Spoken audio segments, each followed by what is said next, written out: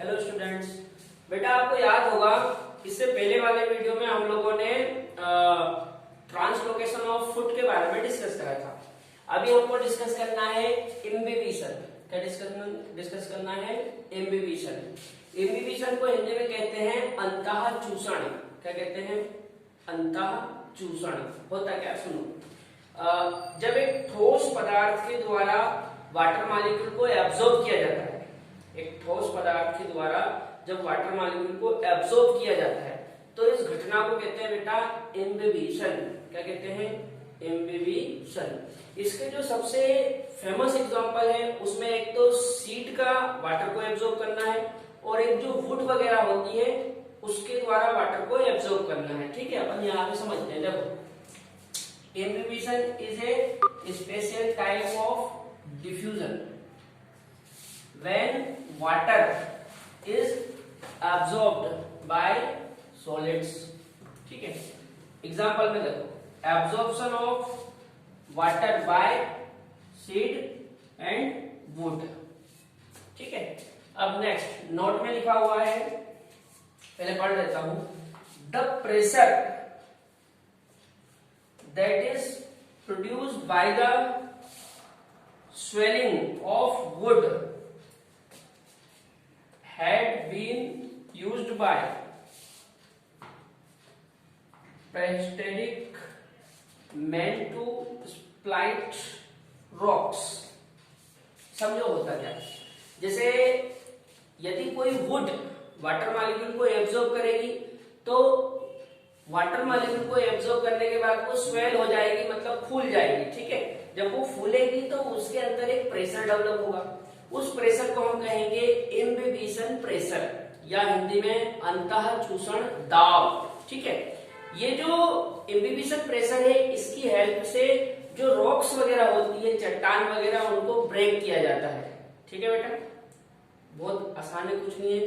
जो रॉक्स होती है, चट्टाने वगैरह, उनमें जो क्रैक होता है, दरार, उसमें क्या करते हैं, ऐसे लकड़ियों के गुटके अंदर की ओर ठोक देते हैं और ऊपर से उनमें पानी डालते रहते हैं। ठीक है, जब वो पानी को एब्जॉर्ब करती है तो एब्जॉर्ब करने के बाद वो धीरे धीरे फूलने लगती है, जिसके कारण उसमें एक प्रेशर बनता है। वो प्रेशर रॉक्स वगैरह को, मतलब चट्टानों को तोड़ देता है। ठीक, इसका एक और एग्जांपल आपने सुना होगा, स्कूल वगैरह में टीचर बताते हैं, एक कांच की बोतल में कुछ सीड्स वगैरह को भर देते हैं और उसमें पानी डाल देते हैं। धीरे धीरे कुछ समय बाद वो कांच की बोतल फट जाती है। वो कैसे फटती है? वो भी इसी कारण से फटती है। जो इम्बिबिशन होता है, इस फिनोमिना के द्वारा जो सीड्स होते हैं वो वाटर मॉलिक्यूल को एब्जॉर्ब कर लेते हैं। एब्जॉर्ब करने के बाद वो धीरे धीरे स्वेल होने लगते हैं, मतलब फूलने लगते हैं और उनमें एक प्रेशर बनने लगता है जिसको कहते हैं इम्बिबिशन प्रेशर। उस प्रेशर के कारण जो बोतल होती है वो फट जाती है। ठीक है, और भी बहुत सारे एग्जाम्पल है। जैसे हम जब सीड को बोते हैं, जब खेतों में सीड को बोया जाता है तो जो सीड जर्मिनेशन की फर्स्ट प्रोसेस है वो इम्बिबिशन के द्वारा ही होती है। सबसे पहले सीड क्या करता है? इम्बिबिशन के द्वारा वाटर मॉलिक्यूल को एब्जॉर्ब करता है, उसके बाद वो जर्मिनेट होता है। ठीक है, अच्छा, यहाँ पे मैंने कुछ पदार्थों की इम्बिबिशन पावर के बारे में लिख रखा है। सबसे ज्यादा इम्बिबिशन पावर होती है बेटा अगार अगार की। किसकी होती है? अगार अगार की। अगार अगार से कम होती है पैक्टिन की। पैक्टिन से कम होती है प्रोटीन की। प्रोटीन से कम होती है स्टार्च की और स्टार्च से कम होती है सेल्यूलोज की। ठीक है, ये समझ में आ गया। अब इस तरफ मैंने रूट प्रेशर, गटेशन और ब्लीडिंग के बारे में लिख रखा है। एक एक करके समझते हैं। सबसे पहले रूट प्रेशर। रूट प्रेशर क्या होता है? सुनो, जैसे हमको पता है कि रूट सॉइल में होती है, जमीन के अंदर, तो ये जो रूट होती है ये सॉइल से आयंस को एक्टिव फॉर्म में एब्जॉर्ब करती है, या हम ऐसा बोल सकते हैं कि रूट के द्वारा आयंस को एक्टिवली एब्जॉर्ब किया जाता है, मतलब सक्रिय रूप से अवशोषित किया जाता है। ठीक है, और साथ में वाटर मॉलिक्यूल भी एब्जॉर्ब करे जाएंगे। तो जब वाटर मॉलिक्यूल के साथ आयनों को एक्टिव रूप से एब्जॉर्ब किया जाता है तो रूट के अंदर एक प्रेशर डेवलप होता है। ये प्रेशर पॉजिटिव होता है। कैसा होता है? पॉजिटिव। और इस प्रेशर को कहा जाता है रूट प्रेशर। अच्छा, रूट प्रेशर की बात करूं तो बेटा रूट प्रेशर के दो एप्लीकेशन है। पहला तो ये कि जो रूट प्रेशर है ये ऊपर की ओर वाटर मॉलिक्यूल को पुश करता है, जो अपवर्ड डायरेक्शन है इस डायरेक्शन में वाटर मॉलिक्यूल को क्या करता है रूट प्रेशर पुश करता है, धक्का देता है, जिससे शॉर्ट डिस्टेंस के लिए वाटर मॉलिक्यूल ट्रांसपोर्ट हो सकते हैं। हम बोल सकते हैं कि छोटी दूरी के लिए छोटी दूरी का जो ट्रांसपोर्ट है वाटर ट्रांसपोर्ट, इसमें रूट प्रेशर का रोल है। दूसरी चीज बेटा हमने पढ़ा था कि जो ट्रांसप्रेशन पुल थ्योरी थी उसके अकॉर्डिंग वाटर मॉलिक्यूल की एक चेन बन जाती है जो ऊपर की ओर पुल होती है।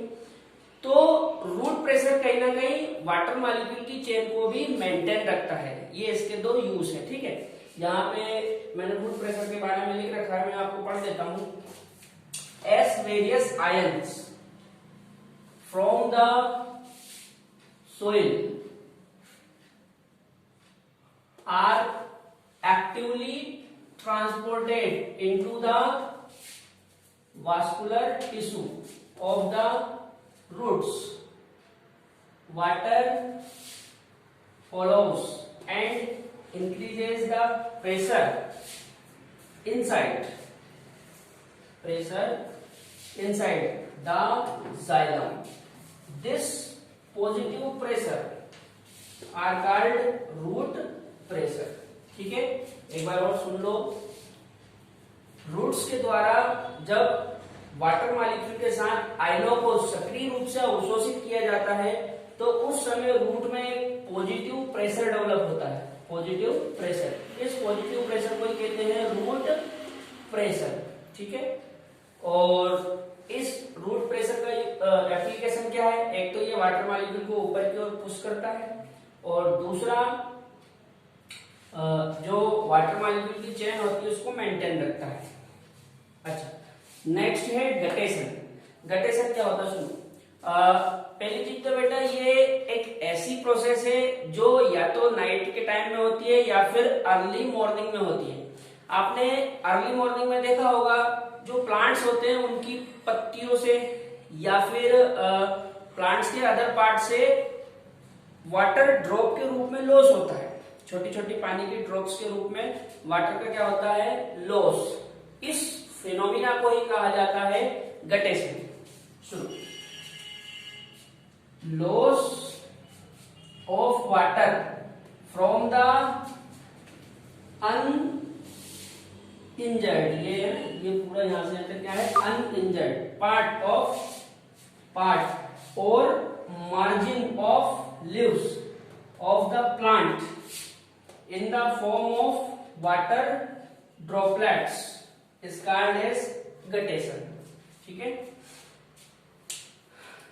जब प्लांट के अनइंजर्ड पार्ट, मतलब प्लांट का ऐसा पार्ट जिसमें कोई इंजरी नहीं है, नॉर्मल है वो, ठीक है, या फिर जो लीव्स का मार्जिन है, लीफ का किनारा, वहां से जब वाटर ड्रॉपलेट्स के रूप में वाटर की हानि होती है, वाटर का लॉस होता है, तो इस फिनोमिना को बोलते हैं गटेशन, ठीक है।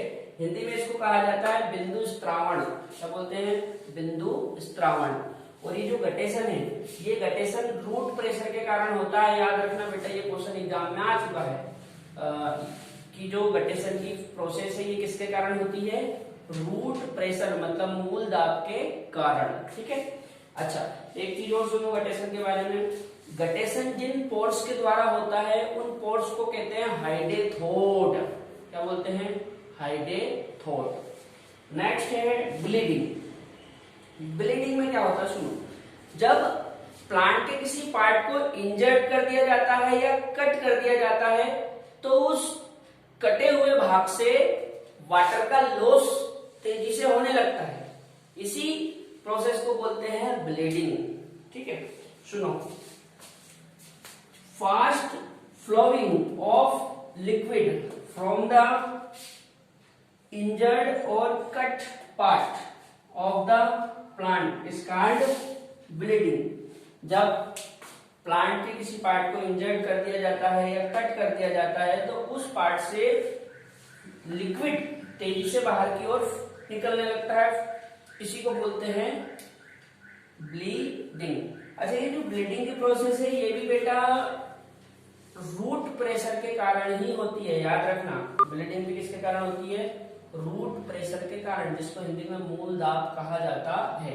अब यहाँ पे मैंने आपको इम्बिबिशन, रूट प्रेशर, गटेशन और ब्लीडिंग ये चारों चीजें बता दी, और यहाँ पे हमारा ये जो चैप्टर था ट्रांसपोर्ट इन प्लांट्स